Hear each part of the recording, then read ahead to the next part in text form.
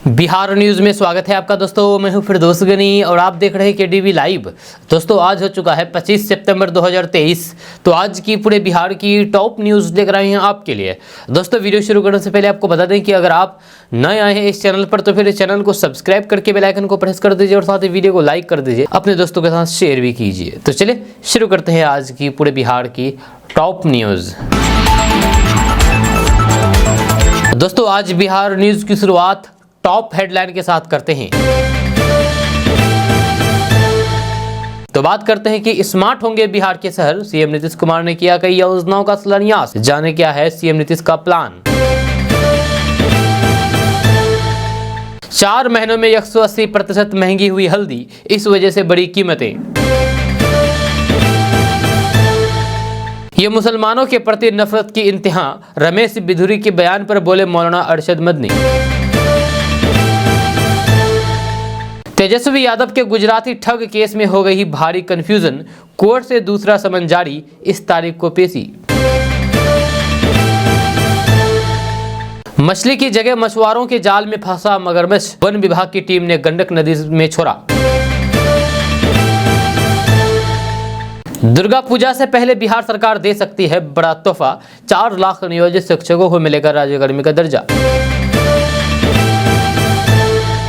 लोकसभा चुनाव 2024 से पहले पीएम पटना को देंगे एक बड़ी सौगात। जानिए नए टर्मिनल को लेकर के क्या है लेटेस्ट अपडेट। तेजस्वी यादव का बड़ा फैसला, अब सिर्फ इंटरव्यू से नहीं होगी एएनएम की बहाली, देनी होगी ये परीक्षा। बिहार में कब थमेगा बारिश का दौर, मौसम विभाग ने दे दी अहम जानकारी। फेसबुक पर आया कमाल का फीचर, आप क्रिएट कर सकेंगे कई पर्सनल प्रोफाइल। यह है तरीका, आगे आपको बताएंगे विस्तार से। पूर्णिया से 7 साइबर ठग गिरफ्तार, भोले भाले लोगों को बनाता था शिकार। बिहार में हुई आफत की बारिश, कुल 10 लोगों की गई जान, इन इलाकों के लिए मौसम विभाग का अलर्ट। बिहार के बक्सर, आरा, बांका समेत 38 शहरों में बनेंगे मोक्ष धाम, नीतीश सरकार ने किया बड़ा ऐलान। बीजेपी सांसद रमेश बिधूरी मामले में बड़े एक्शन की तैयारी, लोकसभा स्पीकर ने दिए जांच के आदेश। बिहार के भागलपुर के पद्मश्री डॉक्टर ने 96 साल की उम्र में बना डाली नशा मुक्ति की दवा। पीएम मोदी बोले, डॉक्टर साहब आप तो है कमाल की।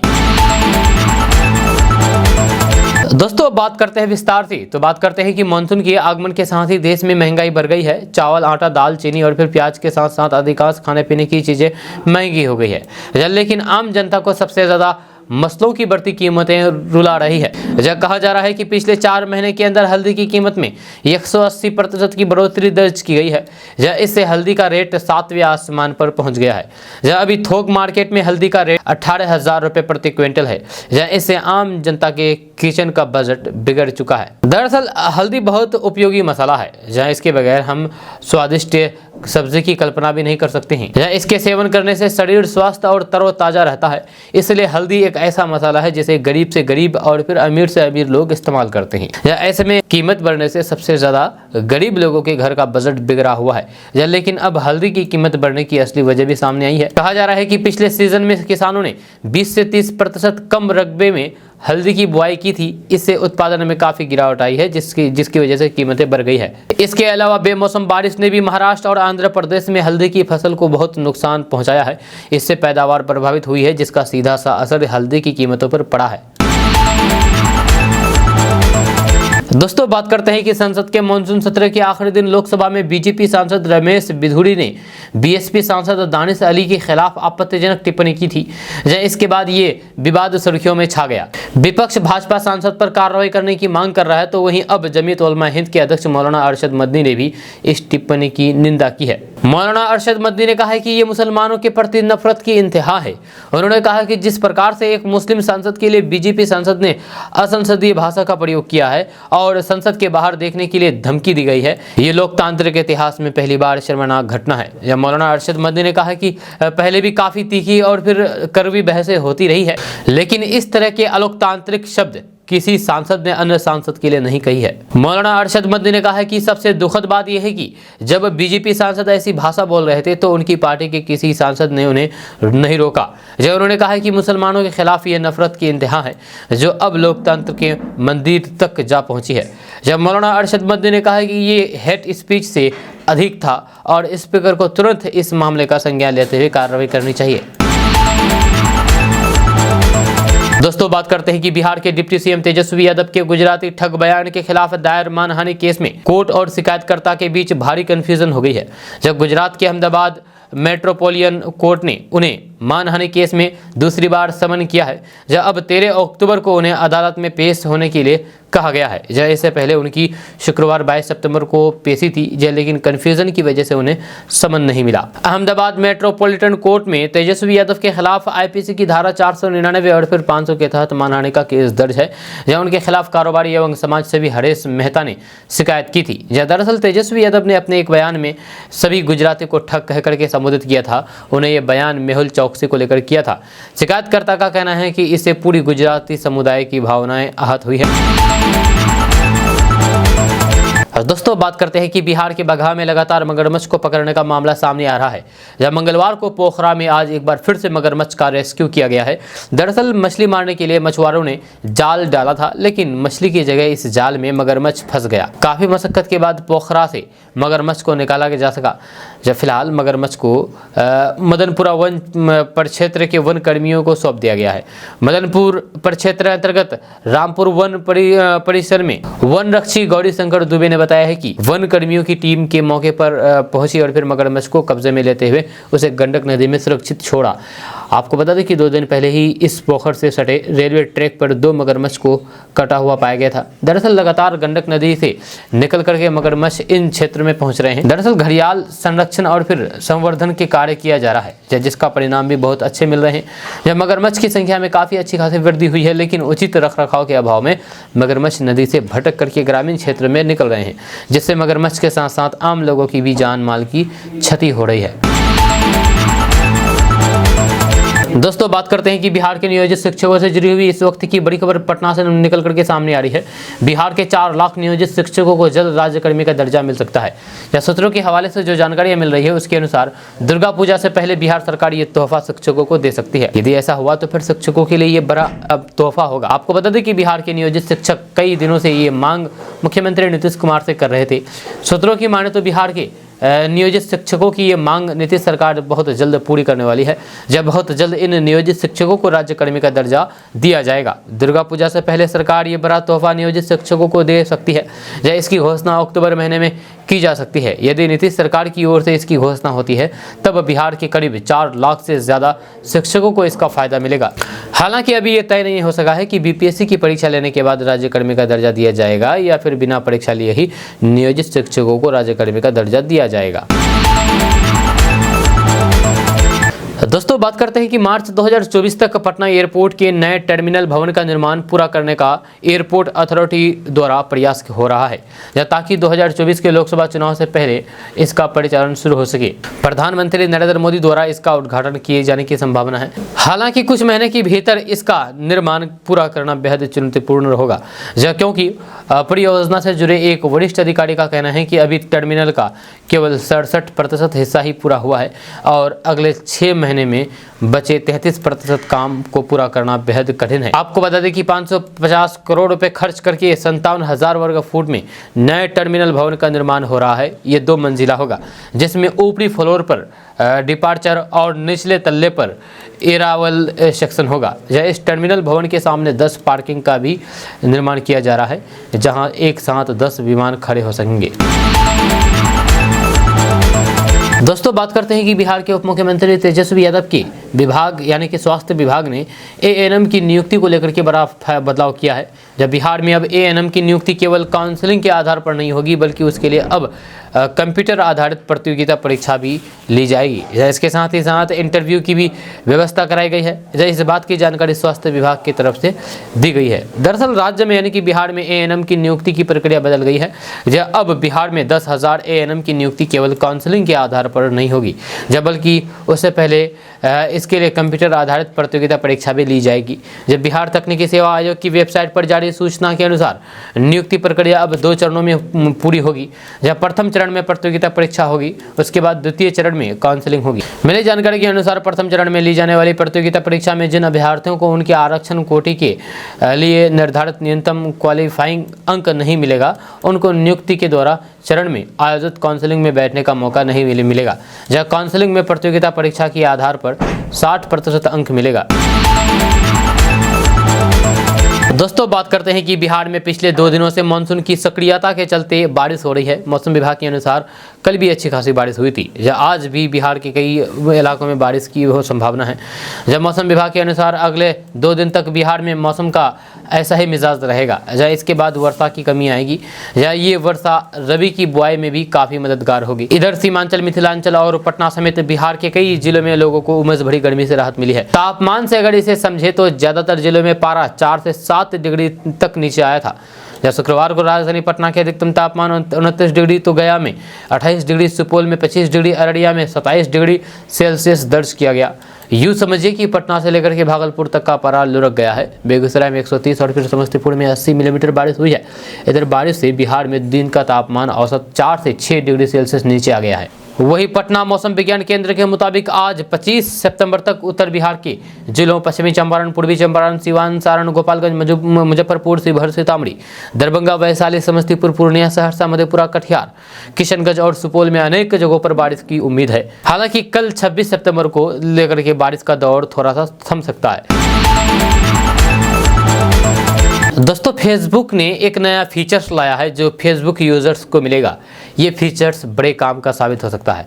अगर आप अपनी अलग अलग प्रोफाइल बनाना चाहते हैं तो फिर उसके लिए अब से पहले तक आपको अलग अलग अकाउंट्स क्रिएट करने होते थे, लेकिन अब आप एक ही अकाउंट से मल्टीपल प्रोफाइल क्रिएट कर सकते हैं। इसकी मदद से आप अपनी वर्क प्रोफाइल और फिर पर्सनल प्रोफाइल को अलग कर सकते हैं। हालांकि एडिशनल प्रोफाइल पर आपको सभी फीचर्स नहीं मिलते हैं। इस पर आप dating, market place, professional mode और फिर पेमेंट जैसी फीचर्स नहीं मिलते हैं। आप इन प्रोफाइल्स पर किए गए मैसेज को फेसबुक ऐप पर एक्सेस कर सकते हैं। भविष्य में इसका सपोर्ट मैसेंजर पर भी मिल सकता है। अब आप सोच रहे होंगे कि आखिर कैसे एक ही अकाउंट से अलग अलग प्रोफाइल क्रिएट कर सकते हैं। तो आपको बता दूं कि आप 4 एडिशनल प्रोफाइल के लिए नाम और यूज़र नेम एक ही अकाउंट से चुन सकते हैं। इस फीचर्स को यूज़ करने के लिए आपको सबसे पहले फेसबुक ऐप को ओपन करना होगा।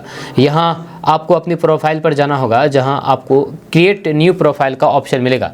इसके बाद आपको अपना प्रोफाइल नेम चुनना होगा। नाम लिखने के बाद आपको अपना यूज़र नेम चुनना होगा और फिर कंटिन्यू पर जाना होगा। इस तरह से आप अपनी नई प्रोफाइल क्रिएट कर सकते हैं। आप इसके लिए अलग से फोटो भी चुन सकते हैं।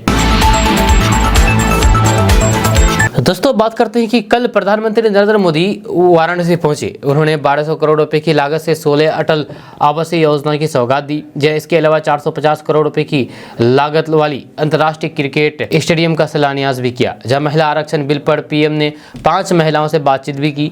जहां पीएम ने संपूर्ण नंदन संस्कृति यूनिवर्सिटी में 5000 महिलाओं को भी संबोधित किया। यह स्टेडियम की शिलान्यास के दौरान पीएम मोदी के साथ सचिन तेंदुलकर, मदन लाल, सुनील गावस्कर, रवि शास्त्री, रोजर बिन्नी समेत कई बड़े दिग्गज खिलाड़ी मौजूद रहे। इसके अलावा बीसीसीआई के उपाध्यक्ष राजीव शुक्ला और फिर सचिव जय शाह भी उपलब्ध रहे। पीएम मोदी ने अपने भाषण की शुरुआत में हर हर महादेव से की। उन्होंने कहा कि आज मैं यहाँ तब आया हूँ जब चंद्रमा की शिव शक्ति पॉइंट पर पहुंच जाने का 1 माह पूरा हो चुका है। एक शिव शक्ति का स्थान चंद्रमा पर है, दूसरा मेरी काशी में है। आज मैं शिव शक्ति के उस स्थान पर भारत की विजय की फिर से बधाई देता हूँ। यह स्थान विंध्यवासिनी और फिर काशी को जोड़ने का एक स्थान है। यहाँ कुछ दूरी पर राजनारायण का गांव मोतीकोट है। मैं सिर झुका करके उन्हें प्रणाम करता हूँ। इस स्टेडियम की आधारशिला रखना यूपी बिहार के लिए बड़ी उपलब्धि है। 30,000 से ज्यादा लोग एक साथ मैच देख सकते हैं। पीएम मोदी ने कहा कि जब से स्टेडियम की तस्वीर आई है तब से हर काशीवादी गदगद है।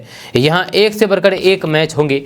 इसका लाभ मेरी काशी को मिलेगा। क्रिकेट के जरिए भारत दुनिया से जुड़ रही है। नए नए देश क्रिकेट खेल रहे हैं। अब ज्यादा क्रिकेट मैच होंगे। बनारस का ये स्टेडियम इस डिमांड को पूरा करेगा। पूर्वांचल का सितारा होगा। यूपी का ये पहला स्टेडियम है। साथ ही पीएम मोदी ने कहा है कि सांसद होने के नाते मैं यहाँ कार्य का साक्षी हूँ। काशी के युवा स्पोर्ट में अपना नाम कमाए, यही मेरा सपना है। इसी सोच के साथ स्टेडियम में 50 से अधिक की खेतों की जरूरी सुविधाओं को बढ़ावा दिया जा रहा है। यह देश का पहला मल्टीपर्पज स्टेडियम होगा, यह दिव्यांगों के लिए होगा। नया निर्माण हो रहा है, पुरानी व्यवस्था भी बेहतर हो रही है। ये सब देश को बदली सोच का नतीजा है। दोस्तों बात करते हैं कि बिहार विधानसभा के उपाध्यक्ष और जदयू के वरिष्ठ नेता महेश्वर हजारी के एक बयान ने बिहार की सियासत में सरगर्मी तेज कर दी है। जब पासवान समाज के नेताओं के साथ सीएम हाउस पहुंचे विधानसभा उपाध्यक्ष महेश्वर हजारी जब मुख्यमंत्री से मिलने पहुंचे और पासवान समाज को उचित सम्मान देने के लिए धन्यवाद देने जब जा रहे थे, तब पत्रकारों ने उनसे मुख्यमंत्री नीतीश कुमार को लेकर के सवाल पूछा कि क्या आप नीतीश कुमार को प्रधानमंत्री पद का उम्मीदवार मानते हैं। इस सवाल पर महेश्वर हजारी ने जो कहा उससे सियासी हलचल तेज कर दी है। महेश्वर हजारी ने बड़ा बयान देते हुए कहा है कि नीतीश कुमार पीएम पद के प्रमुख दावेदार हैं। जब बिहार ही नहीं देश की जनता चाहती है कि नीतीश कुमार पीएम बने। मुझे उम्मीद है कि इंडिया गठबंधन में नीतीश कुमार के नाम पर आम सहमति है। आजकल जब भी घोषणा होगी नीतीश कुमार के नाम की ही घोषणा होगी। महेश्वर हजारी पार्टी के बड़े नेता है और फिर उनका बयान तब सामने आया जब अचानक से जदयू के बड़े नेताओं की तरफ से बयान आने लगा है कि नीतीश कुमार में वो तमाम गुण है जो प्रधानमंत्री पद के उम्मीदवार में होना चाहिए। जब बात सिर्फ यही नहीं, जब शनिवार को जब मुख्यमंत्री ने तमाम प्रकोष्ठ के अध्यक्ष और फिर प्रवक्ताओं की महत्वपूर्ण बैठक भी बुलाई थी, जिसमें शामिल होने वाले प्रवक्ता जब नीतीश कुमार से टिप्स लेकर के बाहर निकले तो फिर उनके बयान से भी ऐसा ही झलक दिखाई दी कि जो महेश्वर हजारी ने बयान दिया था। जदयू प्रवक्ता मंजीत सिंह ने कहा कि नीतीश कुमार के नेतृत्व में इंडिया गठबंधन आगे बढ़ेगा। नीतीश कुमार के नेतृत्व में बिहार आगे बढ़ेगा, देश भी आगे बढ़ेगा। उन्होंने कहा है कि नीतीश कुमार देश के पीएम अगर बन जाए तो फिर देश का भला हो जाएगा। लेकिन जब उनसे पूछा गया है कि कांग्रेस की तरफ से ऐसे बयानों पर आपत्ति जताई जाती है तो उन्होंने कहा है कि नीतीश कुमार में जो काबिलियत है उसके बारे में हम चर्चा क्यों नहीं करें। नीतीश कुमार ने खुद को साबित किया है। दोस्तों बात करते हैं कि बिहार में जनसुराज यात्रा के माध्यम से घूम घूम करके लोगों को जागरूक कर रहे प्रशांत किशोर भी अब किसानों की बात करने लगे हैं। यह बिहार की नीतीश कुमार की सरकार पर हमला छोड़ करके वे किसानों को अपने वोट की कीमत पहचानने और फिर मुखिया चुनते समय सही फैसला लेने की सलाह दे रहे हैं। यह चुनावी रणनीतिकार और जनसुराज के कार्यकर्ता धरता प्रशांत किशोर उर्फ पीके इन दिनों मुजफ्फरपुर जिले में है, जब वे अपने जनसुराज पद यात्रा के माध्यम से लोगों को जगह जगह जागरूक कर रहे हैं। इसी क्रम में प्रशांत किशोर ने वीडियो पोस्ट करके किसानों और फिर आम लोगों से जुड़े मुद्दे उठाया। प्रशांत किशोर ने कहा कि जहाँ जाइए, जिस गाँव में जाइए, लोग कहते हैं कि मुखिया जी बड़ा चोर है। ई भैया मुखिया जी काम ही नहीं कर रहे हैं, नाली गली नहीं बनवा रहे हैं, राशन कार्ड के लिए 2000-2500 घूस मांग रहे हैं, इंदिरा आवास में 25,000 घूस ले रही है। इसके आगे प्रशांत किशोर ने कहा है कि जरा याद कीजिए 2 बरस पहले मुखिया का चुनाव था, मुखिया का चुनाव हुआ, 500-500 रुपये लेकर के वोट बेचे गए। जब मुर्गा भात खाकर के वोट आप दिए, 2-2 पाव स्पीकर की वोट दिए आप, ऐसे में मुखिया चोर नहीं होगा तो क्या हरिश्चंद्र होगा। अब काहे के लिए गाना गा रहे हैं? अरे आपको तो सौदा करने भी नहीं आ रहा है। मुर्गा भात खाकर के वोट दिए हैं, 500-500 रुपये लेकर के वोट दिए हैं। वही मुखिया जी जब जीत करके आया तो फिर आपके हलक में उंगली डाल करके 5,000 रुपये निकाल रहा है। जब आपको इसकी समझ नहीं है तो फिर कोई भी आपको ठगेगा ही। यही बताने के लिए घूम रहे हैं, हाथ जोड़ रहे हैं, सबको निहोर कर रहे हैं। एक बार जीवन में मेरी सलाह मान लीजिए, आपकी तरक्की हो जाएगी। दोस्तों बात करते हैं कि भोले भाले लोगों को चूना लगाने वाले 7 साइबर ठगों को पूर्णिया पुलिस ने गिरफ्तार किया है। साइबर क्राइम की योजना बना रहे 7 ठगों को पूर्णिया के रणभूमि मैदान के पास से पकड़ा गया है। जब पुलिस ने तलाशी ली तो फिर इनके पास से विभिन्न बैंकों के एटीएम कार्ड, वोटर कार्ड, आधार कार्ड बरामद किया गया। जब इन ठगों से पूछताछ की गई तब इन लोगों ने बताया है कि इनका एक संगठित गिरोह है। जब गिरोह के सभी सदस्य का काम भोले भाले लोगों को कुछ पैसों का प्रलोभन देकर के उनका खाता खुलवा करके उनके खाते को अपने अपने मोबाइल नंबर से लिंक कर लेते थे और फिर साइबर अपराध को अंजाम देते थे। रणभूमि मैदान में स्थित इंदिरा गांधी स्टेडियम के पश्चिमी गेट के पास से एक उजले रंग का कार भी बरामद किया गया है। जब पुलिस को देखते ही ये लोग कार से उतर करके इधर उधर भागने लगे। भागने का कारण पूछने पर कोई संतोषजनक जवाब नहीं दिया, जिसके बाद सभी को गिरफ्तार कर लिया गया है और फिर उनकी सघन तलाशी करने लगी है। तलाशी के क्रम में एक व्यक्ति अपने मोबाइल से छेड़छाड़ करते हुए पकड़ा गया, जो इस दौरान अपने मोबाइल को फॉर्मेट कर रहा था।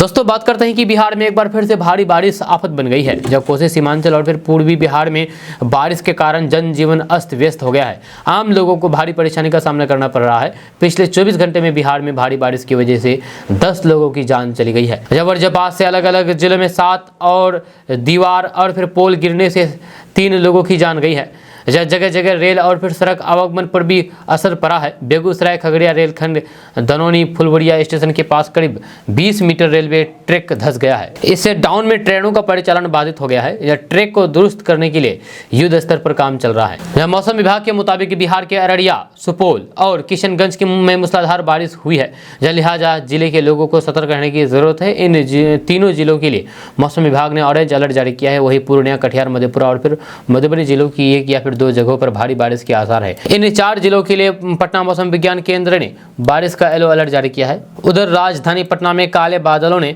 डेरा जमा रखा है, जहां यहां भी तेज बारिश होने का पूर्वानुमान है। या आज भी यहां बारिश हो सकती है। जब मौसम विज्ञान केंद्र की माने तो पश्चिमी चंपारण, पूर्वी चंपारण, सारण, सिवान, गोपालगंज, बक्सर, भोजपुर, रोहतास, भभुआ, कैमूर, औरंगाबाद और अरवल जिले को आज तेज बारिश हो सकती है। यानी कि अरवल जिले में आज तेज बारिश हो सकती है। हालांकि इन जिलों की कुछ जगहों पर भी बारिश का पूर्वानुमान है।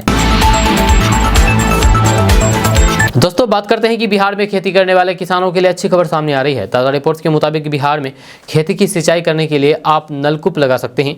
इसके लिए बिहार सरकार के द्वारा 40,000 रुपये सब्सिडी में दी जा रही है। खबर के अनुसार हर खेत तक सिंचाई का पानी सूक्ष्म सिंचाई योजना के तहत बिहार सरकार ने किसानों के हर खेत तक पानी पहुँचाने का फैसला किया है, ताकि किसानों की फसल को पानी की कमी से किसी भी तरीके का कोई भी नुकसान न हो। आपको बता दें कि इस योजना के तहत सरकार बिहार के व्यक्तिगत किसानों को नलकूप लगाने पर अधिकतम 40,000 रुपए की सब्सिडी देने का प्रावधान किया गया है। इसका लाभ लेकर के बिहार के किसान अपने खेत में नलकूप लगा सकते हैं और खेतों की सिंचाई कर सकते हैं। आवेदन के लिए अगर दस्तावेजों के बारे में बात किया जाए तो आवेदन करने वाले किसानों के पास आधार कार्ड, बैंक खाता, फोटो, जमीन की रसीद, मोबाइल नंबर आदि होनी जरूरी है, चाहिए। अब आप सोच रहे होंगे कि इसके लिए आवेदन कैसे करें, तो आपको बता दूं कि अधिक जानकारी एवं योजना का लाभ लेने के लिए www.horticulture.bihar.gov.in वेबसाइट पोर्टल पर जाकर के आप ऑनलाइन के द्वारा आवेदन कर सकते हैं। दोस्तों बात करते हैं कि बिहार में 9वीं, 10वीं, 11वीं, 12वीं की मासिक परीक्षा 25 से शुरू होने वाली है। इसको लेकर के बिहार विद्यालय परीक्षा समिति द्वारा दिशा निर्देश जारी कर दिया गया है। साथ ही साथ बिहार बोर्ड के द्वारा परीक्षा कार्यक्रम के समय में भी बदलाव किया गया है। आपको बता दें कि 11वीं और फिर 12वीं की परीक्षा प्रथम पाली में 1:30 से 3 बजे तक आयोजित होगी, जबकि द्वितीय पाली की परीक्षा 3:30 बजे से 5 बजे तक आयोजित किया जाएगा। इसको लेकर के बोर्ड के द्वारा सभी जिलों की स्कूल कॉलेज को निर्देश जारी कर दिया है।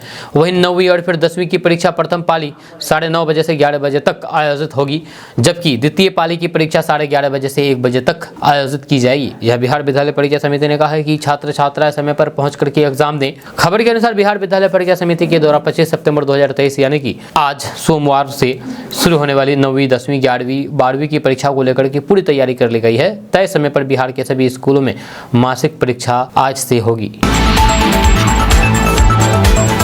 दोस्तों बात करते हैं कि बिहार में रहने वाले लोगों के लिए बड़ी खबर सामने आ रही है। ताज़ा रिपोर्ट्स के मुताबिक बिहार के बक्सर, आरा, बांका समेत 38 शहरों में मोक्ष धाम का निर्माण किया जाएगा।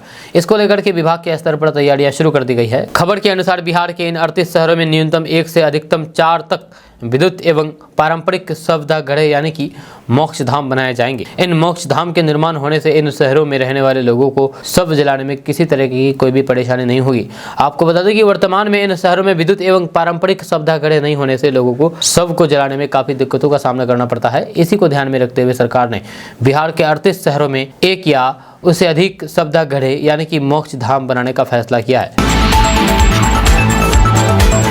दोस्तों बात करते हैं कि बिहार में ड्राइविंग लाइसेंस बनाने की चाहत रखने वाले लोगों के लिए बड़ी खबर सामने आ रही है। ताज़ा रिपोर्ट्स के मुताबिक बिहार में ड्राइविंग लाइसेंस के लिए जन्म प्रमाण पत्र भी अनिवार्य होगा।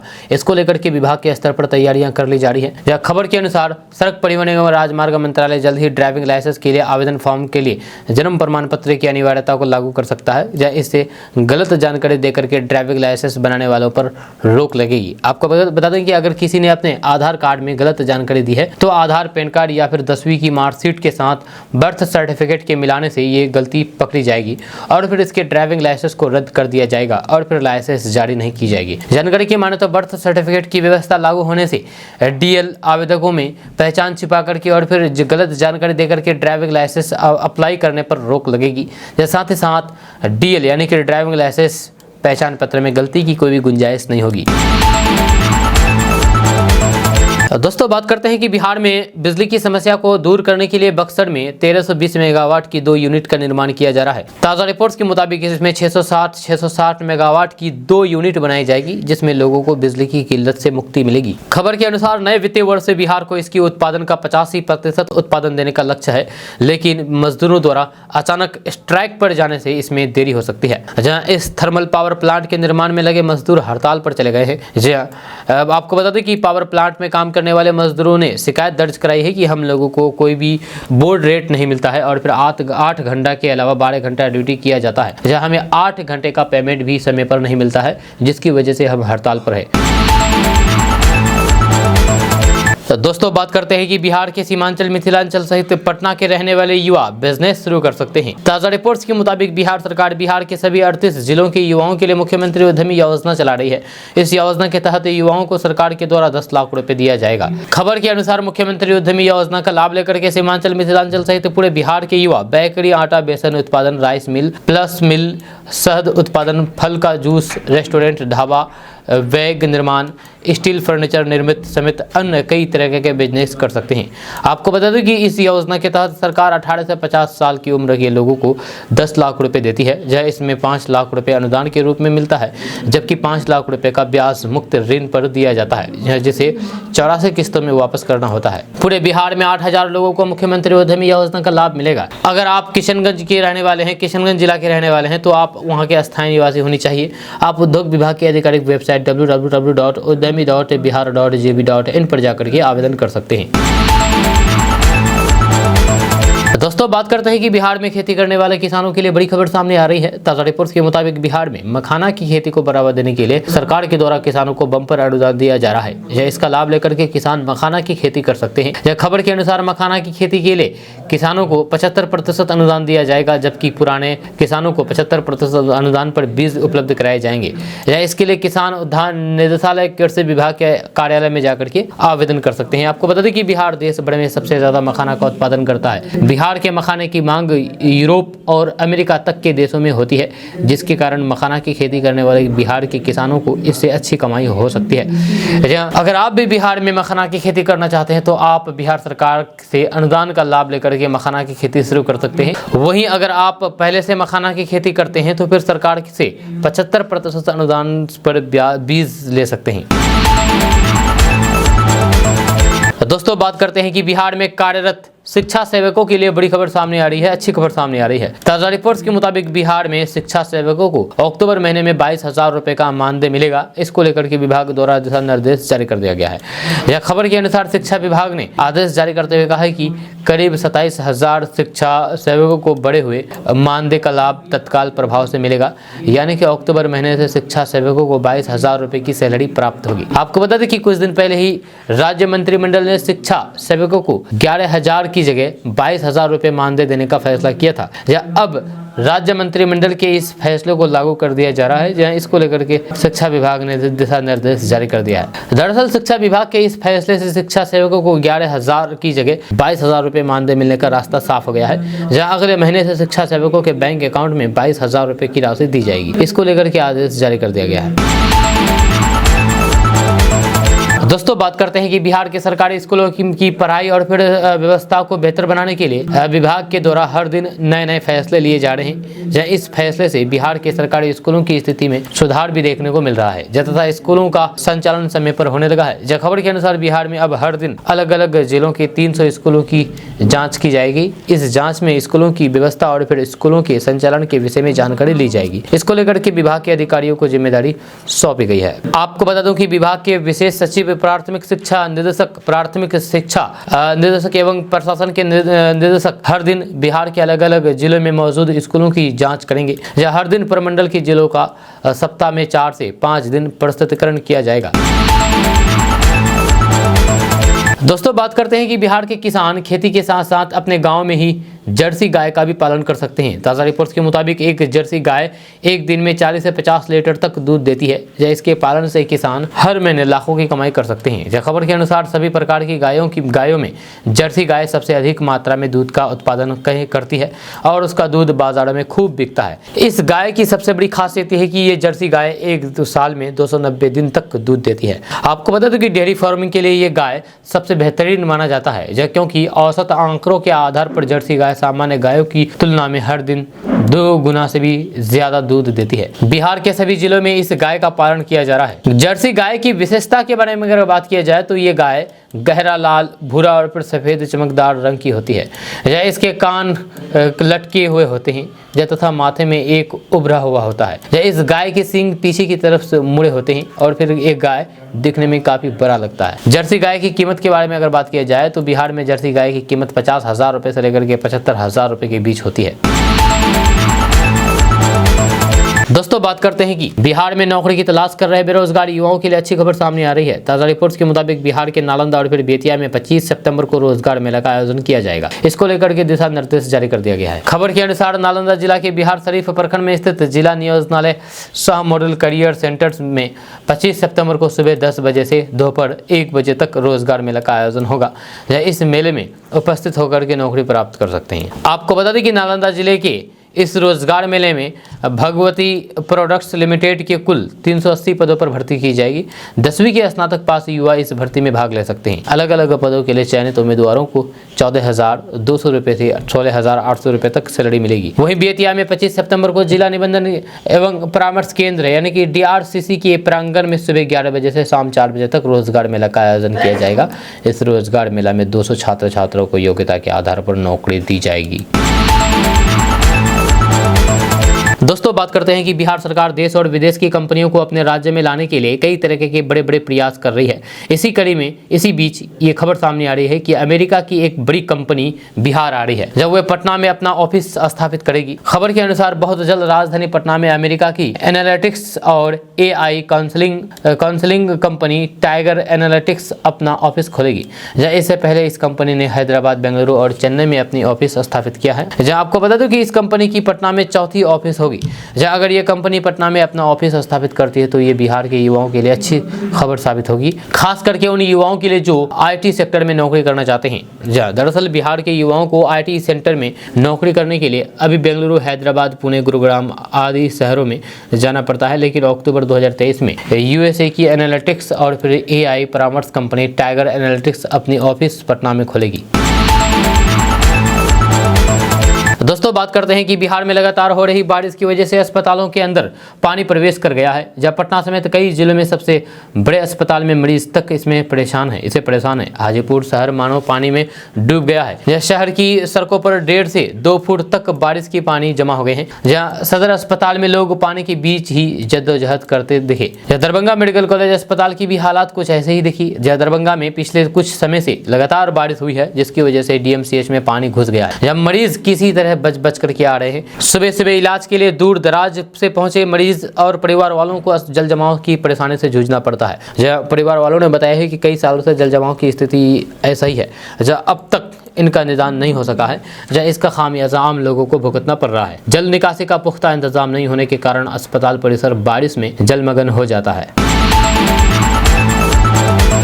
दोस्तों बात करते हैं कि संसद के विशेष सत्र के दौरान बीजेपी सांसद रमेश बिधूड़ी द्वारा सदन में अमर्यादित टिप्पणी करने के मामले में बड़ी एक्शन की तैयारी शुरू कर दी गई है। बीजेपी सांसद द्वारा बसपा सांसद दानिश अली के खिलाफ असंसदीय भाषा का इस्तेमाल करने के मामले में स्पीकर ओम बिरला ने लोकसभा सचिवालय को विशेष निर्देश दिया है। स्पीकर ने लोकसभा सचिवालय को सारे एविडेंस कलेक्ट करने को कहा है। दरअसल लोकसभा में चंद्रयान 3 की सफलता पर बहस के दौरान बीजेपी सांसद रमेश बिधूड़ी सदन में बोल रहे थे। इसी दौरान बसपा सांसद दानिश अली ने उन्हें बीच में टोक दिया था, जिसके बाद रमेश बिधूड़ी बिफर गए थे और फिर दानिश अली के लिए अमर्यादित भाषा का इस्तेमाल किया था, जिसको लेकर के विपक्ष ने सदन में जमकर के हंगामा किया था, जिस पर सदन के उप नेता राजनाथ सिंह ने बीच बचाव किया था और फिर बिधूड़ी की तरफ से खेद प्रकट किया था, जिसके बाद किसी तरह से मामला शांत हुआ। इसको लेकर के देश भर में सियासत गर्म हो गई थी। बसपा सांसद दानिश अली ने लोकसभा स्पीकर ओम बिरला को चिट्ठी लिखकर के रमेश बिधूरी की सदस्यता रद्द करने की मांग की थी।